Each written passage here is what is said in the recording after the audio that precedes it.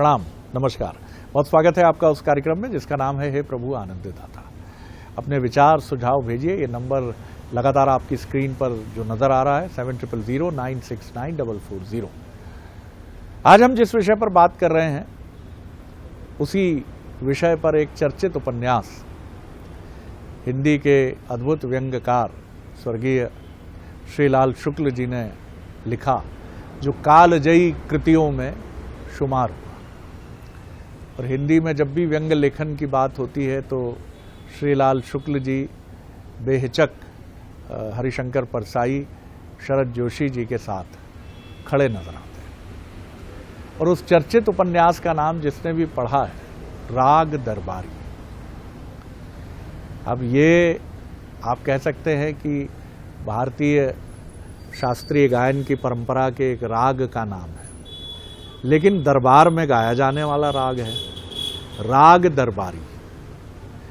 और निश्चित तौर पर दरबार में गाया जाएगा तो दरबार के जो प्रमुख हैं उनकी प्रसन्नता इसमें निश्चित तौर पर शामिल होगी, क्योंकि ये दरबारी ही है, राग दरबारी ही है। लेकिन व्यापक संदर्भ में देखें तो राग दरबारी का अर्थ ये है कि एक ऐसी प्रशंसा जो कितनी सारयुक्त है, कितनी अर्थवान है और कितनी वास्तविक है, ये महत्वपूर्ण नहीं है, जितना इसका प्रयोजन है कि अपने मेंटर को, अपने प्रभु को, अपने बॉस को, घर के मुखिया को प्रसन्न करना इसका उद्देश्य है।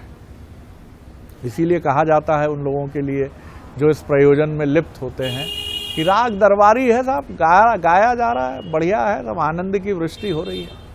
तो आखिर ये राग दरबारी आध्यात्मिक संदर्भ में क्या है और इस राग दरबारी के क्या नुकसान हैं या कुछ फायदे भी हैं क्या, और ये राग दरबारी किस प्रवृत्ति की तरफ संकेत करता है। क्योंकि आपने और हमने सबने ये भी सीखा है कि भाई मधुर बोलिए, मधुर संभाषण करिए, लेकिन मधुर बोलना और दरबारी राग को अलापना ये भिन्न चीजें हैं शायद।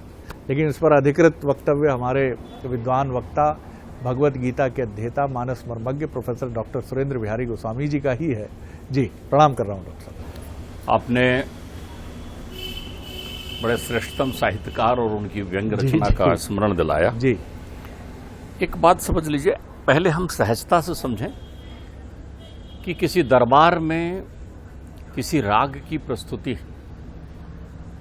उस सुर, गायक, ताल और उस सभा के लिए सबसे श्रेष्ठतम उपाधि होती थी एक काल में, जब वो राजा के सामने और राज दरबार के सामने अपनी प्रस्तुति देता था तो वो प्रतिभा प्रदर्शन का सर्वोपयुक्त उपयोग होता था, जिसमें विशिष्टावाद समाहित है। विशिष्टावाद यानी जो राज दरबार में हैं वो ही सुन सकते हैं, बाहर के लोग नहीं। यानी ये आपको एक विलासी स्वरूप तो बना दे रहा है कि ये आम राग नहीं है, ये राज दरबार का राग है, ये विशिष्ट आपको बना रहा है। अब राग दरबारी का जो व्यंग स्थिति आपने बताई है उसके लिए एक अपने यहाँ चलित शब्द लगता है, ठाकुर सुहाती। ठाकुर सुहाती बहुत सुंदर शब्द है, वाह। उसको अपन ठाकुर सुहाती कहते हैं। अरसे बात सुनाई। अर्थात ऐसा व्यक्ति जो पहले से स्वयं ये सुनिश्चित कर चुका हो कि दुनिया के, विश्व के सचराचर सृष्टि का परम सत्य का ज्ञाता मैं ही हूँ, सर्वशक्तिमान मैं ही हूँ, और मैं जो कहता हूँ, मैं जो करता हूँ, ये मैं शब्द अहंकार को इतना ज्यादा विभत्स कर देता है कि तब फिर वो एक चौकस और चौबंद घेरे में घिर जाता है, जो वहां माया ठगनी का घेरा होता है। वहां विद्युता कहीं नहीं होती, वहां मलिनता ही मलिनता होती है, पूर्वग्रह ही पूर्वग्रह होता है। वहां केवल आत्म सुख यानी स्वयं सुख की स्थिति विद्यमान होती है। अब किसी के दुख, किसी की निंदा, किसी की आलोचना, किसी के अपमान और स्वयं के मान के विभूषण की सारी प्रक्रियाएं वहां होती है। ऐसे व्यक्ति के आसपास बहुत गिने चुने व्यक्ति होते हैं। जो इस प्रकार के राग दरबारी को सुनता है उसका श्रवण रंद अहिभवन समाना होता है, उसको विषय विष रूपी कर्ण पिशाचिनी का स्वाद बड़ा सुंदर लगता है। वो उन्हीं गीत को सुनना चाहता है जिसमें काम क्रोध लोभ ही समाहित हो। वो केवल उन्हीं श्रवण संगीत का आनंद लेना चाहता है। और उन्हीं को घेर करके बैठता है। तो इसलिए हमारे यहाँ लोगों को सावधान करते हुए कहा है, भैया ठकुर सुहाती बातों से दूर रहना। जो लोग सार्वजनिक क्षेत्र और समाज का नेतृत्व करते हैं, जो लोग राजनीति में होते हैं, जो लोग राजतंत्र से जुड़े होते हैं, उन्हें ध्यान रखना चाहिए कि उनके आसपास के सिंहासन, उनके आसपास की कुर्सियों पर अलग अलग लोग बैठते रहें। कहीं ऐसा ना हो कि संक्रमण लग जाए और एक ही प्रकार के लोग उनको घेर कर बैठ जाएं, फिर वो राग दरबारी सुनने लग जाएंगे। इस व्यंग्य की मूल अंश में आप समझने का प्रयत्न करिए। आप बदलते रहिए, आप लोगों को सुनते रहिए। आप देखिए अयोध्या में राजा दशरथ के यहाँ कौन ऐसे ऋषि मुनि और गुरु संत थे जो नहीं पहुंचे थे? कौन ऐसे थे त्रिलोक में? सप्तऋषि से लेकर सारे प्रकार के लोग उनके यहाँ पहुंचते थे। वो सबका संभाषण और मार्गदर्शन प्राप्त करते थे, जबकि उनके स्वयं के गुरु वशिष्ठ विद्यमान होते थे। इन्हें बुलाते कौन थे? वशिष्ठ। ध्यान रखिएगा, विश्वामित्र ने वशिष्ठ के प्रति अपने अंतर्चित्त में विद्यमान प्रतिशोध की अग्नि को इतना बढ़ाया कि 10,000 वर्षों तक तप किया ब्रह्म ऋषि बनने के लिए। और जब उन्हें ब्रह्मा ने प्रकट होकर कह दिया कि तुम ब्रह्म ऋषि हुए, तो वो ब्रह्मा का तिरस्कार करते हैं, मैं नहीं मानता कि मैं ब्रह्म ऋषि हुआ, जब तक वशिष्ठ स्वयं आकर मुझसे ये न कह दें कि तुम ब्रह्म ऋषि हुए। वो विश्वामित्र, वो आते हैं राजा दशरथ के यहाँ। वशिष्ठ जी उनका स्वागत करते हैं, वो बैठते हैं। वो आए हैं राम को शिक्षा देने के लिए, राम को अपना शिष्य बनाने के लिए। ऐसा विहंगम दृश्य कि एक दीक्षित शिष्य को ले जा रहे हैं। राम की दीक्षा की है वशिष्ठ जी ने, और वो आए कि मुझे इनको शिष्य बनाना है, धनुर्विद्या शस्त्र विद्या सिखाना है। और वो कह रहे हैं कि दशरथ को कह रहे हैं, सुनो ये विश्वामित्र कौन है समझ लो, त्रिलोक हिला देंगे, ये त्रिलोक हिला देंगे। त्रिशंकु के लिए इन्होंने अलग से स्वर्ग बना दिया था, मना नहीं करना है इनको, मेरी इच्छा से ही आए हैं। और वो विश्वामित्र हैं जो दंडवत प्रणाम करके वशिष्ठ जी के प्रति राम को सावधान करके कहते हैं कि आप इनसे ब्रह्म ज्ञान सुनिए, हम भी सुनेंगे। और सब लोग योग वशिष्ठ को सुनते हैं, जो उनके द्वारा दिए गए प्रवचन है। ये ऋषियों का समागम है। आप ये देखो, राजा जो हैं वो अपनी जगह बैठे हुए हैं, उनके गुरु जो हैं राम के, वो अपनी जगह बैठे हैं। विश्वामित्र शादी तय कर देते हैं, विवाह, धनुर्भंग करा देते हैं और खबर भेजते हैं, आ जाओ बारात लेकर के। ये देखिए, ये है उस राग दरबारी से मुक्ति का, उस ठकुर सुहाती से मुक्ति का। क्यों? एक प्रबुद्ध, एक विद्वान, एक संत हमारे आसपास के परिवेश में है। और वही रावण के यहाँ माल्यवंत वो हैं जिन्होंने विष्णु के साथ युद्ध किया है। माली सुमाली के साथ सृष्टि के प्रारंभ में और सतयुग में जो है भगवान विष्णु के साथ युद्ध किया है। और विष्णु ने उन्हें मारा नहीं, वो विवर में छुप गए पाताल में जाकर। कालांतर में वो प्रकट हुए हैं, वो नाना हैं रावण के। तो माल्यवंत अति सचिव सयाना और भ्रात वचन सुन अति सुख माना। कितनी अच्छी बात कह रहा है।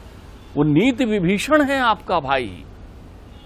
देखिए ये शैली है, ये प्रक्रिया है, सावधान कर रहा है। सचिव वेद गुरु तीन जो प्रिय बोलई भयास, सावधान कर रहे हैं आपको। लेकिन आप दरबारी हो चुके हैं, आपको वो अच्छा लग रहा है। अहंकार की इतनी पराकाष्ठा है जो आपके संदर्भ में कह रहे हैं, अरे आप त्याग रहे हैं। आप जो लोग विद्वानों का त्याग करते हैं, जो लोग संतों का त्याग करते हैं, जो लोग सच्चा शुभ चिंतक, वो है सत्यमेव जयते नानृतम सत्यम वितदाते देवयाना। वो कहते हैं सत्य विजय होता है, सत्यमेव जयते, सदैव नानृतम, झूठ नहीं। तो आप उन चौखट से बाहर निकलिए, उस घेरेबंदी से बाहर निकलिए, क्योंकि उस घेरेबंदी से बाहर निकलेंगे तो आप वनवास का आनंद लेंगे, तब आप मर्यादा पुरुषोत्तम बन जाएंगे। उस चौखट से बाहर निकलेंगे तो बुद्ध बन जाएंगे, उस चौखट से बाहर निकलेंगे तो महावीर बन जाएंगे आप जीवन में। लेकिन आप तो उस चौखट में ही घिरे हुए हैं जो विषयों का है। मुनि पुलिस निज से सन कई पठे, ये बात बता रहा है। अरे भेजा है वहां से संदेश, कितने कृपालु हैं अपने वंश की रक्षा करने के लिए। जहां शुद्ध प्रवाह में सत्य वचन और पूर्वग्रह अनुपयुक्त, जहां पूर्वग्रह होता ही नहीं है, निर्मल वाणी से समझाइश दी जाती है, जहां आपको चोट लगे, जहां आपको दर्द हो, जहां आपको आईना देखना पड़े, वहां पर राग दरबारी अपने सुंदर स्वरूप में होता है। वहां वही राग दरबारी होता है जो बजना चाहिए, वहां जो सुनना चाहिए आपको, वहां वो संगीत गूंजता है। ध्यान रखिएगा, युधिष्ठिर राग दरबारी के प्रेमी नहीं है, दुर्योधन को राग दरबारी चाहिए। वो राग दरबारी का अर्थ आप समझ गए होंगे, विषय युक्त वातावरण का निर्माण, उसको शकुनीय प्रिय लगता है। और कृष्ण तो भेजते हैं उनको, इन ऋषि के पास जाओ, उन मुनि के पास जाओ, वहां जाओ। प्रत्येक परिवार में आपको शुभ चिंतन देने के लिए, सलाह देने के लिए, सुंदर बातें मनाने के लिए पहले से प्रक्रियाएं निश्चित है। तात मात बंधु सखा बहुविध हित मेरो, वो परमात्मा को कह रहे हैं, उनका तो कोई नहीं है, तो वो कह रहे हैं तुम ही तात, तुम ही मात, तुम ही बंधु, तुम ही सखा, तुम ही गुरु। आपके प्रिय मित्र हैं? अगर हैं तो कौन है? जो आपको शुभता का संकेत देते हो, जो आपको टोकते हो, जो आपकी प्रत्यक्ष आलोचना करते हो बैठकर, जो आपको नीत पथ पर चलाने की बात करते हो। आपको माता पिता अगर बुरे लगने लग जाएं, अगर आपके भाई बंधु की सलाह सास की सलाह बहू को बुरी लगनी जाए, तो ठिठक जाना वहां पर।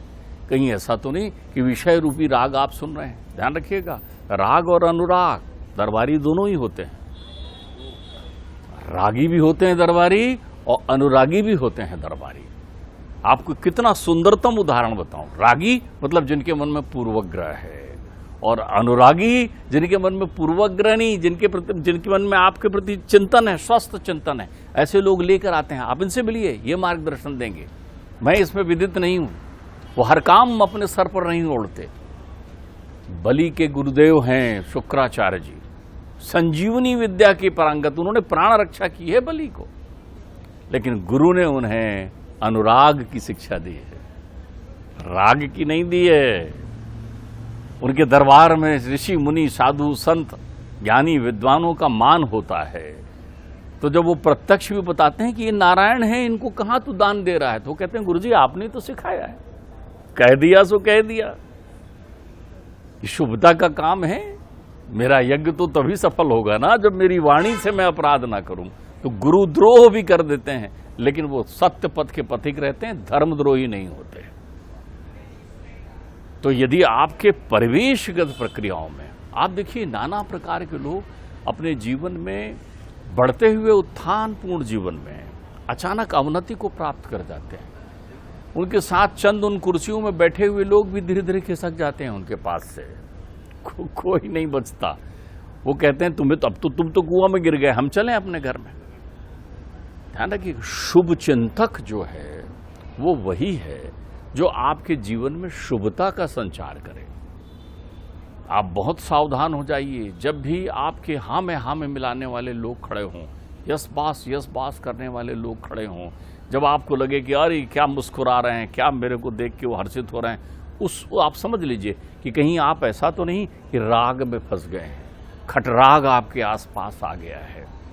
खटराग के बाद होता है अनुराग। आप इनसे बाहर निकल जाइए। आप वो कल्पना करिए कि एक व्यक्ति पूरे प्रजा से ये अपेक्षा कर रहा है कि वो ईश्वर है, वो ईश्वर है, और उस व्यक्ति के यहाँ एक 5 वर्ष का ऐसा भी बालक है जो बार बार उन्हें कह रहा है कि ईश्वर तो अनंत है, आपकी जीवन तो नश्वर है। हिरण्यकश्यप की कल्पना करिए आप, जो पूरे राज्य में कह रहा है। जब कोई आदमी ये सोचने लगे कि उसकी ही पूजा होने लगे, वो ही विधाता की तरह हो जाए, उसकी वाणी ही सत्य हो, वो जो कहे सो कोई इंकार ना करे, तो जब आलोचनाओं से आदमी विखंडित होने लगे तो आप समझ लेना वो रागी हो गया है। लेकिन जिसे आलोचना प्रिय लगे, हमारी आपकी चर्चा पहले हो चुकी है कि जो भी व्यक्ति निंदक होता है वो अपने पूरे पुण्य उसको दे देता है जिसकी निंदा करता है। बिल्कुल सही बात। तो अगर आप राग दरबार से हट जाएंगे और अनुराग के स्वरूप में समाहित हो जाएंगे, आपके जीवन में परम शांति, सफलता मिलेगी। आपके आसपास लंपट कपटी लोग घिरे नहीं रहेंगे, आप लोगों से मिलेंगे। आप सुनिए, आप श्रवण रंध मत बनाइए, उस श्रवण में सत्संग का पान करिए। उस श्रवण में जो है परमात्मा के उन गुणों की अनुभूति करिए। परमात्मा कहने का अर्थ होता है निर्मल गुणगान को सुनिए आप। जो सलाह आपको कर्तव्यच्युत करे, जो सलाह आपको पूर्वग्रही बनाए, जो सलाह आपको विषयों के भंवर में उलझाए, जो सलाह आपके अभिमान को बढ़ाए, वो सारी सलाह राग की है। फिर आप ठकुर सुहाती हो गए और आपके जीवन का पतन सुनिश्चित है। बहुत सुंदर बात है डॉक्टर साहब। और आप जब ये बात अपने बहुत ही नीति वचनों से, और जिसे मैं कहता हूँ कि धर्म शास्त्र पुराण वेद उपनिषद, इन सब की वाणी हम समवेत रूप में आपकी वाणी में सुनते हैं, तो मुझे राम याद आ रहे थे कि जब उनके पिता ने और उन्हीं की माता ने उनसे वन गमन के लिए कहा, तो अब इससे बड़ी आलोचना क्या होगी, लेकिन वो उसको स्वीकारते हैं मन में कटुता का कोई भाव लिए बिना, हित चिंतन, और आगे भी बढ़ते हैं। तो सुग्रीव को भी संदेह है कि वन में निकला ये राजकुमार कहा जा रहा है अयोध्या का, जो ये क्या रावण से लड़ पाएगा। और आगे बढ़िए तो फिर कुरुक्षेत्र की तरफ आइए, तो पांडव और कौरवों में अंतर क्या है? आलोचक हैं कृष्ण, अर्जुन की आलोचना नहीं करते। तो अर्जुन पता नहीं, जिसको आज हम कहते हैं कि अवसाद की वजह से किसी मनोचिकित्सक के पास ले जाए जाते हैं, और उबरते कि नहीं उबरते, लेकिन आलोचना को उन्होंने, सारे पांडवों ने कृष्ण की आलोचना को समालोचना के रूप में ग्रहण किया। उन्होंने युधिष्ठिर पर भी समालोचनात्मक टिप्पणी की, उन्होंने भीम को भी आगाह किया, अर्जुन की तो दिशा ही बदल दी, क्योंकि समालोचना के, लेकिन वो समालोचना आलोचना कौरवों की तरफ भी थी उनकी, लेकिन वहां वो विषय के, क्योंकि उनको राग दरबारी पसंद थे, उनको प्रतिज्ञा से बंधे हुए भीष्म पसंद थे, उनको कहीं ना कहीं अपमान से आहत कर्ण पसंद थे। सब ऐसे ही लोगों का पूरा एक मेला था कौरवों के पास, दुर्योधन के पास, जो सब किन्हीं न किन्हीं कारणों से एकजुट थे और एक जैसे राग दरबारी का सृजन करते थे। लेकिन पांडवों के पास राग दरबारी नहीं था, लाक्षागृह भी था, वहां नाना प्रकार की पीड़ा भी थी, और इसीलिए अपनी आलोचना को सुनकर जो विष जैसी प्रतीत होती है, लेकिन उसको अमृत बनाने वाला, वो कुरुक्षेत्र भी जीतता है, और वो भगवान राम की तरह रावण जैसे आताताई का वध भी करता है।